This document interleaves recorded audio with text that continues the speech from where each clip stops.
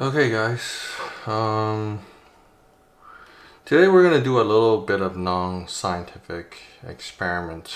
I pulled this 140 rad off from one of my stash, and you can tell it's pretty crusty and it's all the dirt and everything on it, which is fine. We're just I just want to do a quick experiment. Um, One thing about this experiment is basically just this 140 rad. We're gonna do a two-part video on this. So the first part is basically I wanted to see if the standard size 140 millimeter fan and have this to push air against the rad and then have that connected to the block. See what sort of performance it can create, and after that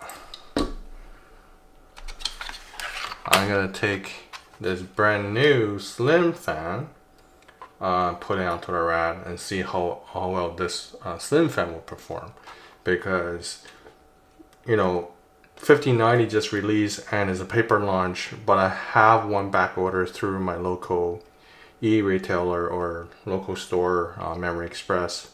I don't know why I'm gonna get one, but I'm prepping for the eventual water cooling for that particular GPU. So, and just a little bit of spoiler that I have decided to build in a Ncase M2 case, which I ordered not long ago, and I think that's a perfect case to fit 280 rad inside that case. Now, with that said, I might have some sort of space constraint, and I'm just curious if I can use this fan to cool everything, or I have to stick with the normal size fan, which I kind of misplaced it. It's right below here. Yeah, the normal size fan. Yeah, so without any delay, I'm just gonna continue to work, and I'm gonna speed up the footage for you guys. And once I'm done, we're gonna do some just basic tests for my 9800X3D. Okay, let's go.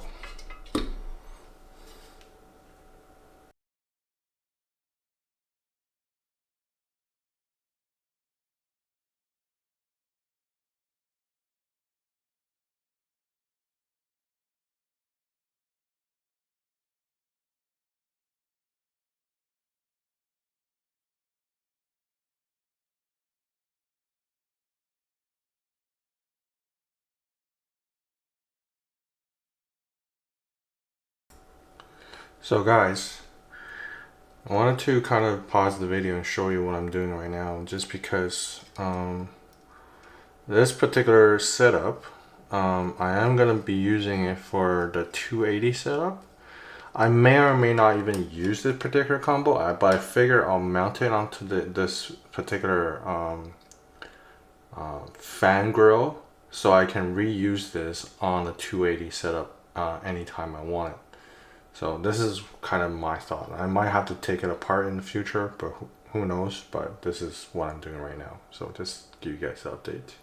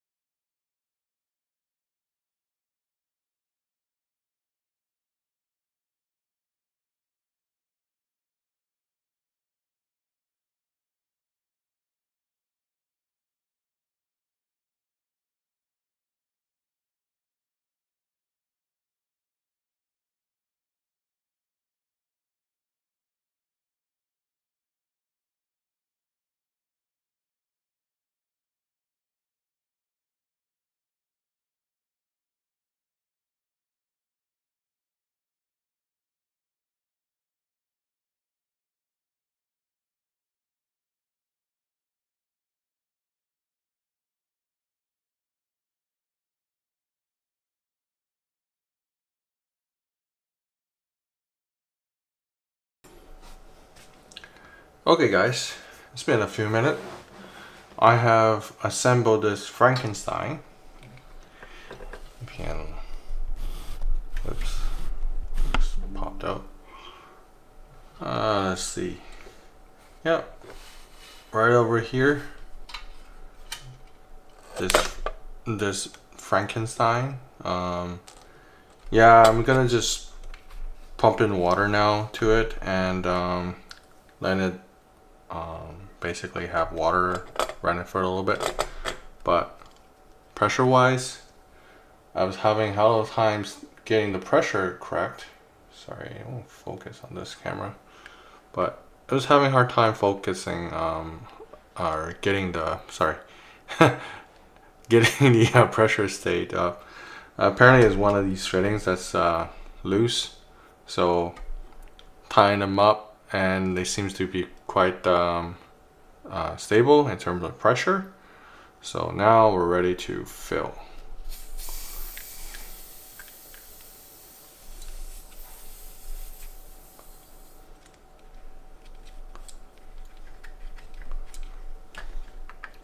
Now this pump, I remember, it makes a little bit of noise. Not sure it's gone away or not, but if you guys do hear noise, don't worry. I'm well aware of the situation on this pump here.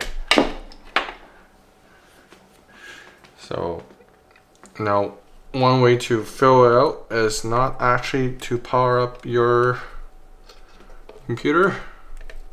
We have a just basically a little adapter.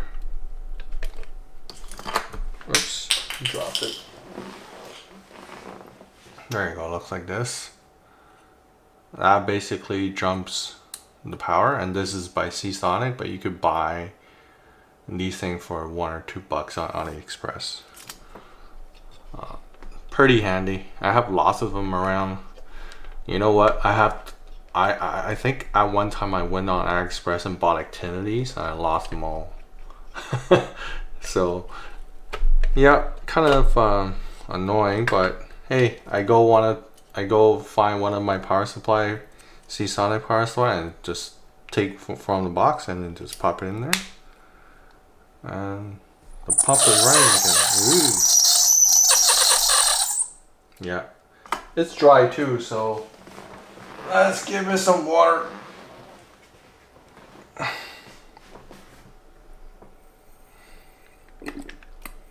And I hope this noise will actually go away once the water is in. If not,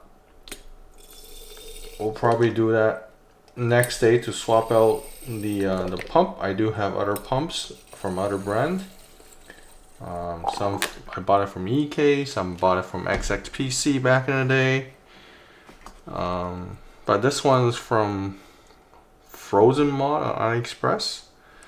The other pump from my big Radiator, you see it on this side, is actually also bought it from AliExpress, but it's a different brand. But it's making noise too, but it's not making as bad of a noise as this one. I think it maybe just because it's new pump, there's air pockets and stuff like that. Might have to prime it a little bit or let it run a little bit.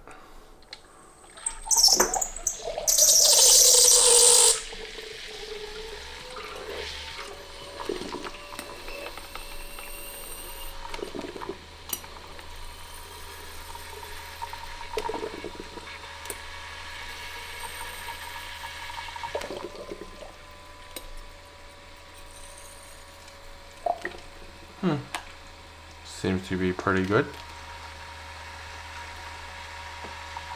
The water is pretty gross. I think previously there's quite a bit of like just other liquids in there with color. Yeah, it's quite noisy, eh?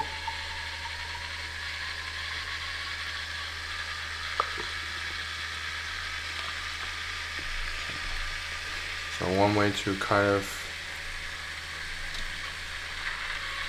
run the pump 2 times is to turn off the power supply. And it settle. And then give it another pump again.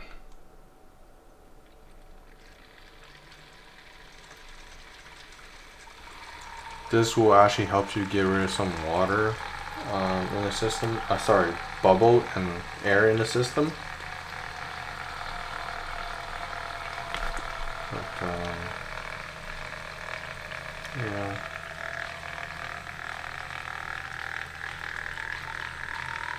It is a quite noisy pump. I do have to swap it out at some point.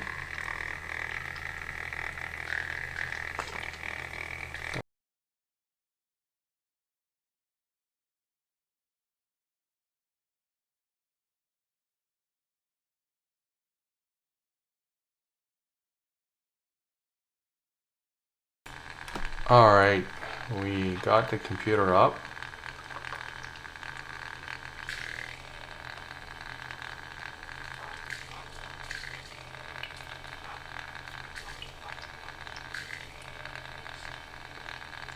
Isn't it annoying, this noise? Yeah, that's what pump noise makes. Let's do a stress test. See. Actually, stop this for a sec. Let's do a single one. See what the temperature says like.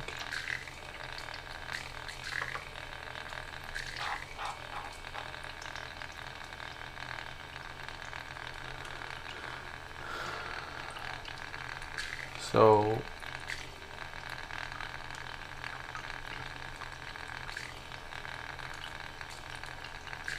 to my surprise, it's sitting about 56 degrees. Remember, I think last episode, I was testing this big boy over here, and it can do about like just over 60.